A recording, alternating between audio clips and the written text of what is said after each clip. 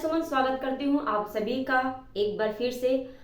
तो आज हम बात करेंगे 1 to 5th का सिलेबस, जो आपके बिहार टीचिंग का 1 to 5th वाला जो वैकेंसी आया है, जिसमें आपका जनरल के लिए 100 है ना, 1000 जो सीटें हैं, तो उन पे हम बात कर चुके थे कल। और आज हम बात करेंगे उनकी सिलेबस, जो आपका सिलेबस आ चुका है फाइनली। इस सिलेबस में थोड़ा सा बदलाव हुआ है, जैसे कि आपका 6 to 8 के जो सिलेबस बताया गया है, उसी के अकॉर्डिंग आपका 1 to 5th का भी सिलेबस है, ठीक है ना। तो यहाँ पर अगर बात करें, तो यहाँ पर अगर बात करें हम, सबसे पहले आपका क्वेश्चन होता है कि अगर हम ये फॉर्म फिलअप कर रहे हैं तो ये फॉर्म सीटेट में कितने नंबर होने चाहिए, तब जो है फिलअप कर सकते हैं। अगर जनरल वाले हैं या फिर अदर स्टेट से हैं, तो उनके लिए सीटेट में कितने % या कितना नंबर होना चाहिए। सबसे पहले बात करें अगर सीटेट, तो इसमें जो है 1 to 5th का अगर फॉर्म डालना है, तो इसमें आपका सीटेट 1 to 5th वाला ही पास होना चाहिए। तो 1 to 5th वाला जो सीटेट है वो आपका यहाँ पे पास होना चाहिए, ठीक है ना।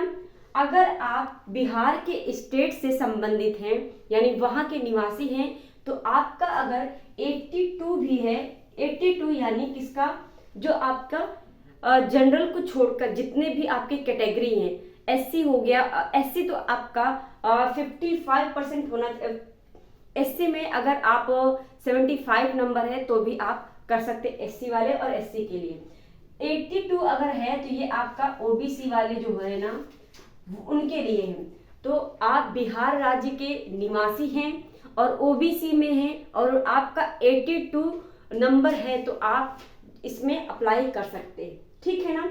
अगर बात करें हम एससी एसटी वाले, तो 75 आप प्लस हैं, तो आप जो है अवेलेबल हैं इस एग्जाम के लिए। बात करें हम वहाँ के जो जनरल स्टूडेंट हैं, जनरल स्टूडेंट के लिए 90 नंबर होना चाहिए। आप सभी जानते हैं कि जनरल के लिए 90 नंबर तो होना ही चाहिए, ठीक है ना। तो ये 90 नंबर वहाँ के जो निवासी हैं जनरल स्टूडेंट, और मैं बता दूं कि यहाँ पर अगर बात करें, तो अगर 90 नंबर है तो ये 60% का बनेगा। 60% आपका होना चाहिए जनरल वालों के लिए सीटेट में। इसके साथ ही जनरल वालों के साथ ही जो अदर स्टूडेंट के जो अदर स्टेट के जो स्टूडेंट हैं, उनके भी क्या होना चाहिए, 90 नंबर होना चाहिए, यानी 60% होना चाहिए सीटेट में 1 to 5th का। आप सभी जानते हैं कि आप किसी अदर स्टेट में एग्जाम जब देने जाते हैं, तो वहां पर आप जनरल में फाइट करते हैं, तो जनरल के हिसाब से ही आपके नंबर होने चाहिए, ठीक है ना। तो आप अगर वहां पे जनरल से फाइट करेंगे, तो जो अदर स्टेट के बच्चे हैं, स्टूडेंट हैं, उन्हें 60% उनका होना चाहिए, यानी 90 इसमें नंबर होने चाहिए 1 to 5th का। और साथ में जो पुरुष है, चाहे वो अदर स्टेट का हो, चाहे फिर आपका क्या नाम है, बिहार का निवासी ही क्यों ना हो, अगर जनरल है तो वो उसको भी 90 नंबर उसका होना चाहिए, और 90 नंबर यानी 60% उसका होना चाहिए सीटेट में, ठीक है ना। अब बात करें यहाँ पर, ये तो अदर स्टेट के पुरुष का हो गया, मतलब स्टूडेंट के हो गए, और यहाँ पे बात करें पुरुष का हो गया, ठीक है ना, वहाँ के। अब बात करते हैं महिलाओं के लिए, थोड़ा सा यहाँ पे आरक्षण रखा गया है, चाहे वो अदर स्टेट की हो महिलाएं, चाहे फिर आपके बिहार के निवासी ही क्यों ना हो महिलाएं, जो जनरल में आती हैं, ठीक है ना। तो ये जनरल महिलाओं के लिए है, चाहे वो बिहार से निवास करती हो या फिर आपका चाहे वो अदर स्टेट से हैं, ये सभी महिलाएं 55% होंगी तो ये अप्लाई कर सकती हैं। जिनके पास 55% है वो महिलाएं इसमें अप्लाई कर सकती हैं, ठीक है ना। तो आपका पुरुष के लिए 60% होना चाहिए, महिलाओं के लिए थोड़ी सी छूट मिल गई है, तो यहाँ पर 5% महिलाओं को छूट मिली है। तो आप सभी के पास अगर ये चीज अवेलेबल है, आप इससे जो है आपने क्वालिफाई कर लिया है इसके अकॉर्डिंग, तो आप अपना फॉर्म अप्लाई कर दीजिए, क्योंकि टाइम नहीं है, 25 ही लास्ट डेट है आपका, ठीक है ना। अब हम बात करते हैं अपने सिलेबस पर। तो सिलेबस की बात करें अगर हम यहाँ पर, अगर मैं यहाँ पे सिलेबस की बात करूं तो देखिए, पेपर सबसे पहले बात है कि पेपर में कितने संख्या के पेपर होने वाले हैं। तो संख्या क्या है पेपर की, मतलब पेपर के जो 1 to 5 वाला पेपर है उसमें कितने नंबर का होने वाला है पेपर, या फिर जो प्रश्न है कितने संख्या की होने वाली है। देखिए 150 प्रश्न होने वाले हैं और 150 ही नंबर के ये होंगे, लेकिन यहाँ पर थोड़ा सा बदलाव है।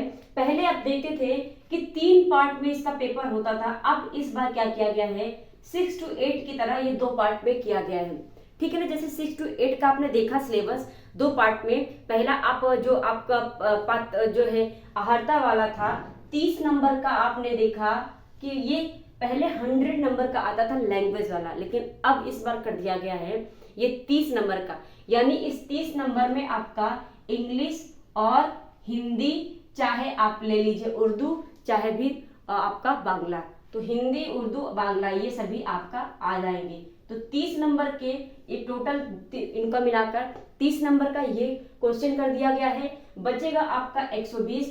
फर्स्ट जो लैंग्वेज वाला है ये आपका क्या हो जाएगा 30 नंबर का, और इस 30 नंबर में से आपका 30% होना चाहिए पास। तो पास होने के लिए आपको चाहिए कितना नंबर, 30 में से 9 नंबर चाहिए टोटल। ठीक है ना, तब आप इसको पास करेंगे। लेकिन इसका ये मतलब नहीं कि इसका नंबर जोड़ा जाएगा, ये 30 नंबर का नंबर नहीं जोड़ा जाएगा, ये सिर्फ आपको पास करना है। तो 30 में से आपको 9 नंबर लाना जरूरी है। उसके बाद अगर बात करें हम यहाँ पे, फिर आपका जो आपका नंबर है 120। अब 120 नंबर में आपका जो सामान्य अध्ययन आपका आता है जीएस जो आ गया, जीएस आपका 120 नंबर में आपको करना होगा, और यहीं से आपका क्या बन जाएगा, आपका यहीं से आपका जो है निकाला जाएगा आपका परसेंटेज, जो भी इसके जो है इसके लिए जाएंगे। तो ये 30 नंबर आप हटा देंगे, एक कुल मिला के मान के चलिए जीएस आपका 120 नंबर से आपको करना होगा।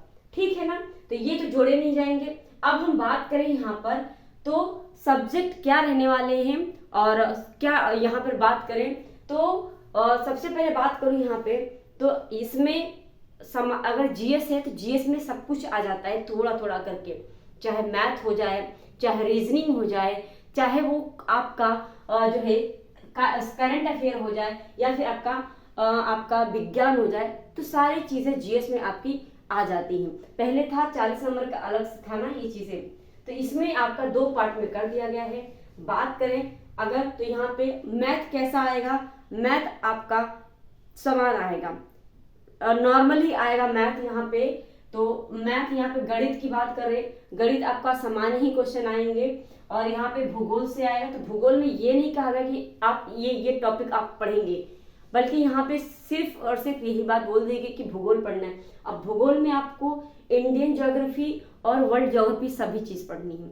ठीक है ना, ठीक है ना। यहाँ पे बात करेंगे मानसिक क्षमता परीक्षण, यानी रीजनिंग में, रीजनिंग भी आपकी नॉर्मल आएगी, मैथ भी आपकी नॉर्मल आएगी।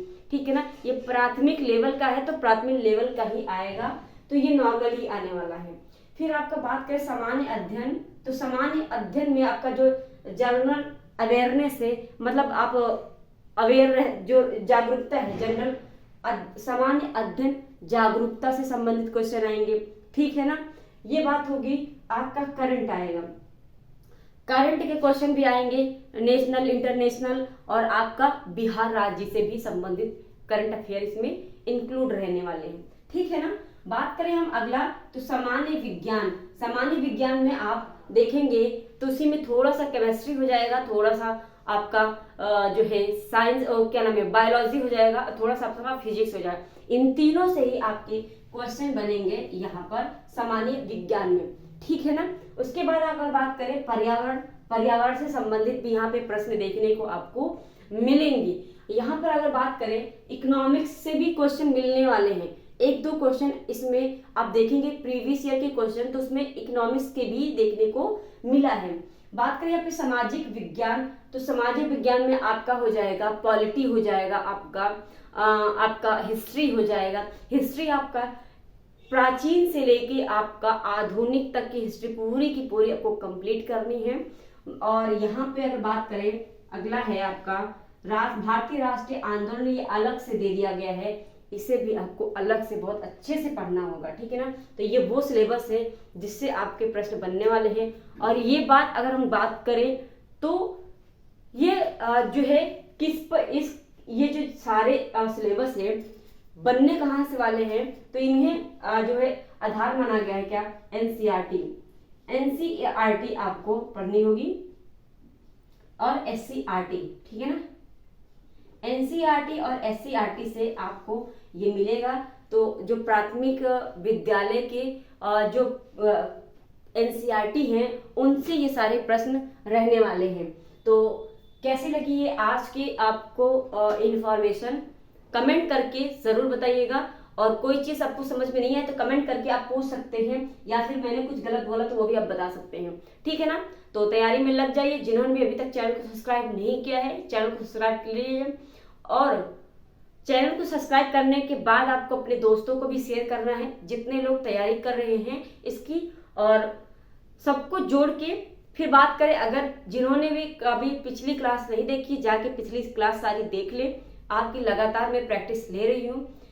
इसके अलावा अगर बात करें, हाँ, तो अगर सिलेबस में कुछ बदलाव होता है, फिलहाल तो अब नहीं होने वाला है बदलाव, क्योंकि लेकिन उनका कोई भरोसा नहीं है। अगर मान के चलो तो ये फाइनल माना जाएगा, ठीक है ना। ये सिलेबस आपका फाइनल माना जाएगा। तो इस सिलेबस के अकॉर्डिंग आप अपनी तैयारी करना शुरू कर दीजिए। मुश्किल से मुश्किल आपके पास सिर्फ और सिर्फ 10 दिन है आपके पास। तो शुरुआत कर लीजिए अपने क्लास, जो है अपने क्लास तो आपको मिल ही रही है, प्रैक्टिस करिए और अपने सेल्फ स्टडी भी कीजिए। आज के लिए इतना ही, धन्यवाद।